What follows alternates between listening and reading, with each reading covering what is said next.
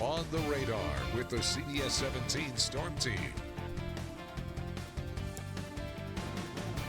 And hello once again, back to another episode of On the Radar. I'm meteorologist Rachel Duensing, joined again by meteorologist Matthew Huddelston. Matt, thanks for coming back. Yeah, of course. My second time here. Happy to come back once again. And once again, we have a lot to talk about. We had a taste of snow here locally in central North Carolina, kind of a big deal for a lot of folks, but it was nothing compared to what others experienced, even just to our north. So we're going to talk about that. It is the anniversary of a tornado in Garner. Some people maybe have forgotten about that. In December of all months. In December, caused quite a bit of excitement on that day.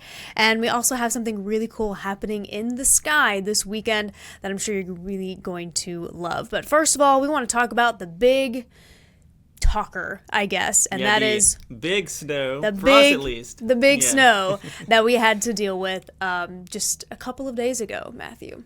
Yeah, officially not a lot at the airport, just over a trace right at 0.1 inches, but off towards the North Carolina and Virginia border, as much as 2 inches in Warren County, Dorches, other places seeing more of the same, but kind of taking a look across the area at the overall numbers down towards the south. Zilch, as was kind of expected, but off towards the north and the northeast, there's those 2-inch numbers up there. And it's, it's always the topic of conversation whenever there's any sort of wintry weather forecast, especially in central North Carolina, but anywhere across the state. Where's the rain-snow line going to set up? And just how complex and complicated and frustrating forecasting snow in our area can be. But all things considered, the forecasts pretty much verified as expected. We knew pretty much from I-40 up to kind of triangle-ish area, it'd be less than an inch, more than likely closer to a half inch of snow. And then north of that, that's where you get 1, maybe 2 inches. And that's exactly what happened. It really was kind of an interesting event. A lot of excitement for a lot of folks as they finally got to see some snow. But then it melted away like immediately the next day. Well, and the cool thing, too, is it's technically still fall. Winter doesn't start until the 21st, so kind of an early taste of winter around here. Yeah, definitely. We know that there was a lot of snow that fell in other parts of the state. Again, we're going to check in with Virginia in just a moment, but my goodness, look at Beech Mountain. A lot more up there. A lot more up there. I mean, these are the views that you see on like a Christmas card, like a Hallmark movie. It's just that sort of thick, wet snow that just blankets everything and really just creates a beautiful view. When you think about Beech Mountain, too, being over 5,000 feet in elevation, they never really have to worry about, is it going to be snow? Is it going to be rain? Pretty much, it's cold enough up there, so they see snow more times than not. Oh, yeah, and these pictures came from Beech Mountain, the town, not Beech Mountain, the ski resort, but the ski resort was an absolute heaven with all the snow. Places like Sugar Mountain and Appalachian, that they were just like, this is the best day ever when all the snow started falling out of the sky. Yeah, anytime they don't have to make the snow and Mother Nature makes the snow for them, that's always a good day for them. Oh, yeah, because even then it has to be below freezing for them to even make a decent snow for folks. And all of those resorts are open and welcoming business in. And again, that they are just thrilled to death about all of this. And of course, they still have plenty of months up there, and we have plenty of months down here too. Hopefully we see maybe an event like they saw, but only time will tell. Only time will tell, that is for sure.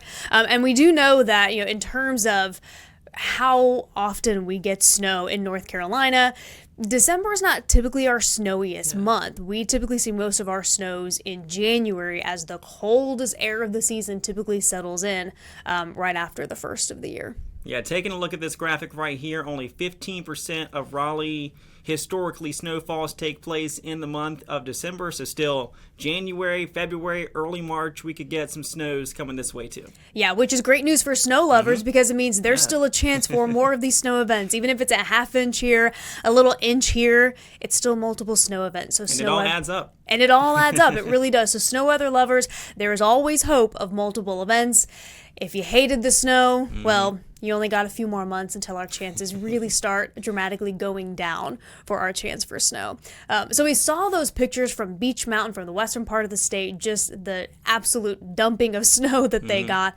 And not too far to our north, they also had quite a bit of snow as well. So we want to check in with our friends in Norfolk, Virginia, who had to deal with quite a bit of this winter precipitation as well.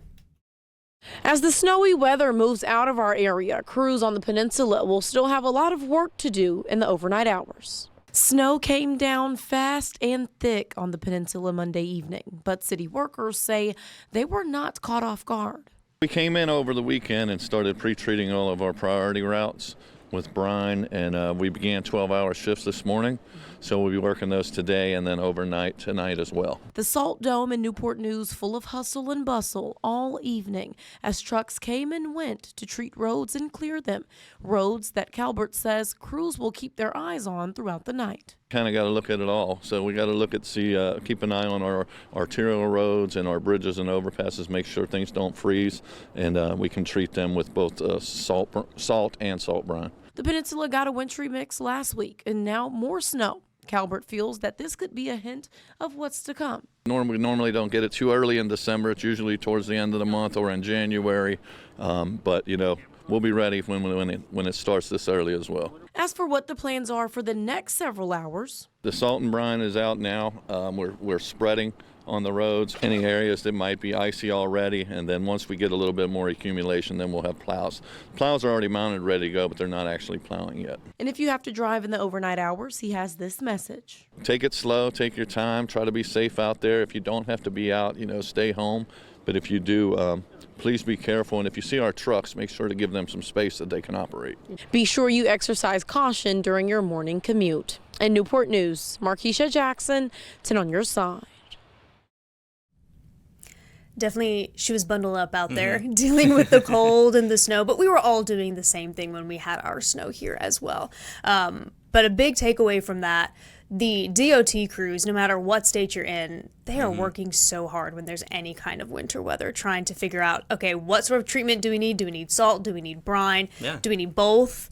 It's a lot of work, and we really thank them for their hard work. They work hard leading up to the storm, during the storm itself, and after the snow has fallen too. Yeah. Alrighty. So let's go ahead and talk about December. We're not quite halfway through the month, but we know December can be a cold month and also can bring some wintry weather as we just experienced as well. And it's been pretty cold, Matthew.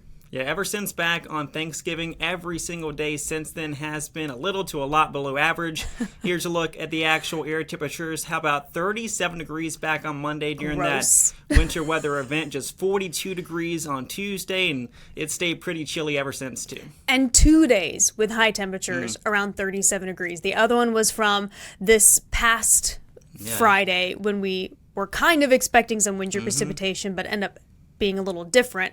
But 2 days at 37 degrees, I mean, that's really gross. You always think about the cold air working its way in this time of the year, but this many days, this cold, 30s, 40s, only one of those days in the 50s, and it looks like it's going to stay that way at least through the middle half of the month. Yeah, and I feel like I've been saying this every morning during my weathercast is that we're going to be a little bit warmer today, but we're still going to be cooler than average because we should be 56 degrees. Or we're going to be, 10 degrees cooler than average because we should be in the mid-50s and we're only going to be in the mid-40s. It just kind of seems like we're in this very strange, very cool pattern for us. And like you said, we expect cool weather in December, but this is a little unusual, for sure. And you always talk about the sunshine helps, but when it's in the 30s, for me, sunshine doesn't help at all. It's still cold. I know, and like on Wednesday, we were talking about, we're expecting a warm-up. We were going to have high temperatures in the low to mid-50s, but then you step outside, and it still feels so much colder than that because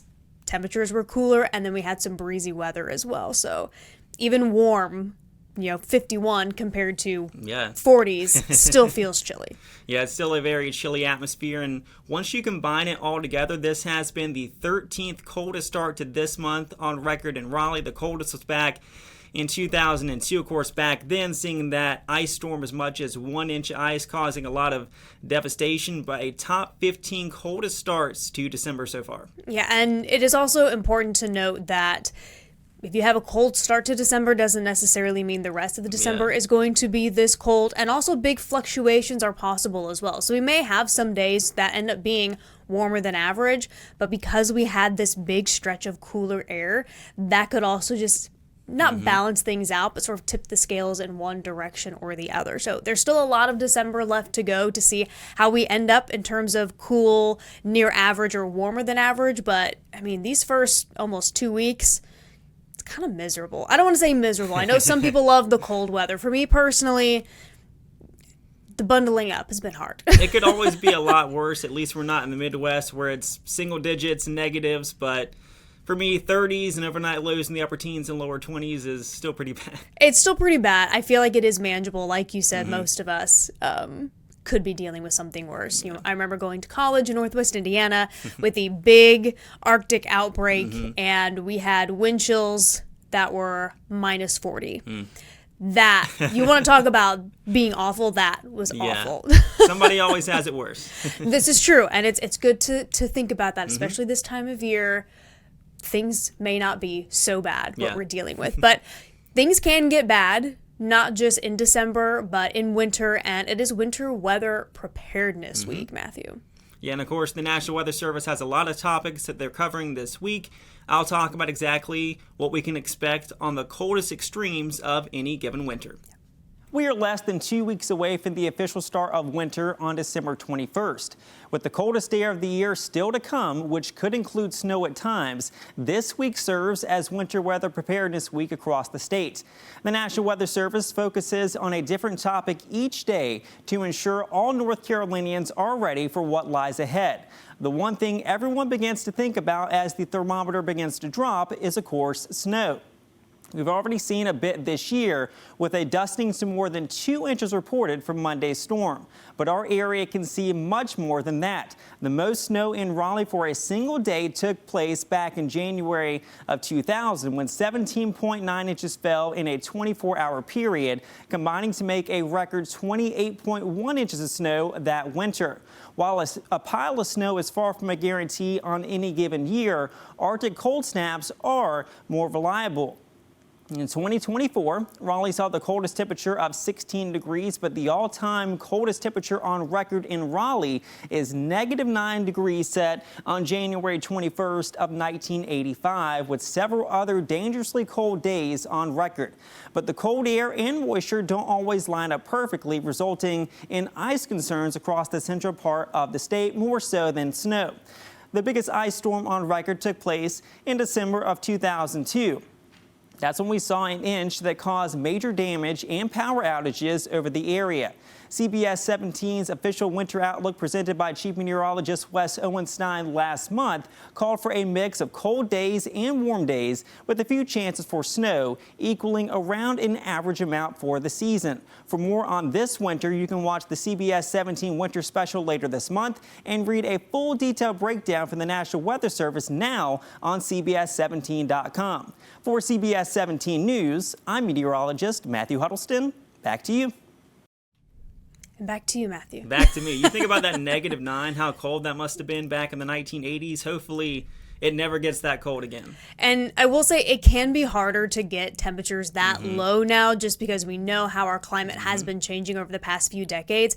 But it is a good reminder, and especially what we are experiencing right now in this first week to week and a half of December, that even though it is harder to get those really cold temperatures, it is really hard to get those big snowstorms. It doesn't mean it's impossible. One big event, one big Arctic outbreak can bring back that record cold. So always like to point it out there. Everyone likes to talk about, well, I thought our climate was warming. How are we this much colder than average? It is still possible to have a weather event that brings colder than average temperatures, even record-breaking cold, and still have the overall climate show a gradual warming trend over the past few decades. Just feel like I needed to mention that because we do get that question very honestly a lot during the winter, especially how much we have been talking about our warming climate over the past few decades. So just wanted to clear that up. Yeah, and it's a good point too because you can still have very cold Arctic air masses come in on a couple of occasions, but as a whole, the average is still well above average. Yeah, for sure. Alrighty, so that is a quick check-in on our cold conditions, cold December, winter weather, all of that. But we don't often think about tornadoes in December. They can happen, but they're not all that common here in North Carolina. But that happened a couple of years ago, so we're going to check back in on that and something else you can see in the sky this weekend. So we have all of that coming up after we take a quick break. On the radar with the CBS 17 Storm Team. Welcome back to On the Radar. Rachel Duensing here with Matthew Huddelston. We spent a lot of time talking about the cold, and it's been kind of miserable for us North Carolinians here over the past few weeks dealing with the colder weather and even a little bit of snow. But we know the weather can be very different, very active this time of year. Yeah, although it has been on the colder side, you can still see, even this time of the year, severe weather, as was the case 2 years ago. Back on this week in 2023, seeing an EF1 tornado near Garner. It was only on the ground 4 minutes, but still a 1.5 mile path of damage across that part of Wake County. And we were talking about this. We actually had a slight risk for severe weather in place. So we knew that there was the possibility of severe weather. And I remember this event as well. It was kind of one of those where it formed very quickly. That afternoon, I believe it was a Sunday. Was it Saturday or Sunday? Sunday, I believe, yeah. Sunday sounds right. And it developed very quickly. Meteorologist Lance Blocker was still here at the time. He was on air tracking it. I remember going back and forth and texting with him. And again, that can happen with these tornadoes. They can spin up very quickly. They can produce some damage and then dissipate as that storm moves to the northeast. And this is the radar signature, Matthew. And I think that was the only severe storm on that date across this area, but as you said, it only takes one to produce a lot of damage. You can see the hook echo there on the radar scan, the neighborhood damage near Timber Drive there, some trees on houses, also a lot of limbs down on the roadway, so a very active Sunday afternoon about 2 years ago. And I want to say some of that damage was near, it was either a Lowe's Foods or a Lowe's hardware store, Lowe's Improvement. Yeah. I can't remember which one it was because they are two very different things here in North Carolina, but Lowe's Home Improvement sounds correct. I'm trying to think of where these roads are in reference to Garner, but I know that there was near some shopping centers and obviously in a neighborhood, there was visible damage and people were having to clean up from that. And I believe we have an interview from someone who had to deal with some damage as well as some of that video. Stood there and waited till it was over, and it didn't last long, but we heard a bunch of crashing and banging and stuff, and then it was over. Yeah, so it didn't last long. As we mentioned before, only lasted about 4 minutes, but you see the damage here. I mean, those are decent-sized trees that were blown over due to this tornado. And you kind of underestimate how heavy trees are, but even a moderate-sized tree can cause a lot of damage, as was the case there in that building. More snapped trees here. So even though it wasn't an exceptionally strong tornado, still seeing a quick spin up and a lot of damage across that part of the region. And that's what I always tell people, especially the kids when I talk about school talks, is whether it's an EF0 or an EF5, if it hits your house, if it causes damage on your property or to something that you care about or live in, it's a significant tornado for you. And on this day, it was a fairly significant tornado, even though an EF1 is considered a, quote, weaker tornado. Yeah. Look at that. That falls on your house, you're not thinking if it's a weak tornado or not. That went through their house. I mean, this is fairly decent damage, all things considered, for that quick moving tornado. Thankfully, it was only on the ground for about 4 minutes, but those are some big trees and people's homes and falling, all over the place. I mean, that's pretty significant.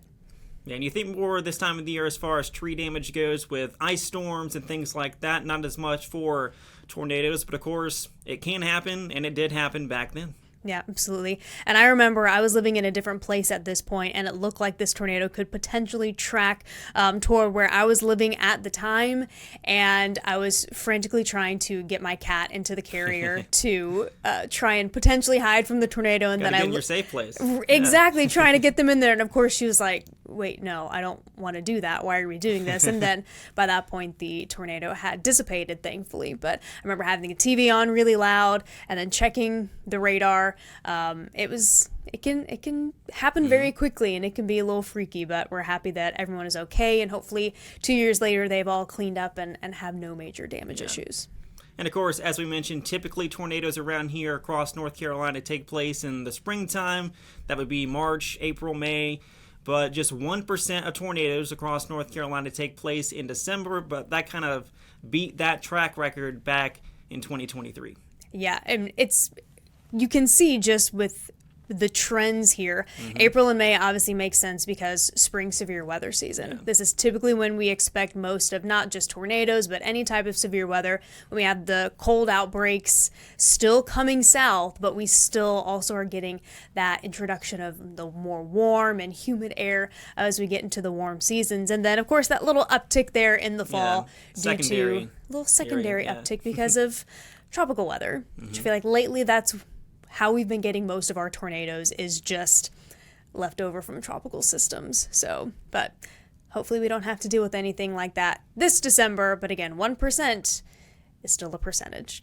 And of course, this past hurricane season, Chantal caused a lot of tornado damage across the area. That was, I think, July, so not quite in that August-September period, but still towards that secondary increase there. Yeah, if conditions are right, it can happen. It can. And speaking of conditions, we're hoping for nice ones this weekend because we have a meteor shower that we can go check out. Yeah, so hopefully things are going to be nice and clear for that. This is typically one of the best meteor showers of the year. In ideal, perfect conditions, as many as 100 meteors per hour. Expect about 50 or 60 around here, depending on cloud cover, light pollution, things like that. It peaks Saturday overnight into early on Sunday. The peak window is 2 a.m. to 3 a.m., so a late sleeper, early riser, but it is going to be kind of chilly once again, so bundle up if you're trying to see that event. Yeah, and I feel like we always talk about these meteor showers, whether it's the Geminids, the Orionids, anything like that. We all want to go out and instantly be able to see them, but you do have to give yourself time. I always say you have to be very patient, which if you're like me and you're a little bit impatient can be challenging, but you should give yourself at least 30 minutes in the dark. Don't look at your phones. If you look at your phones and then look back up the sky, you have to start all over again. You need your eyes to be able to adjust to the dark, and that takes at minimum 30 minutes.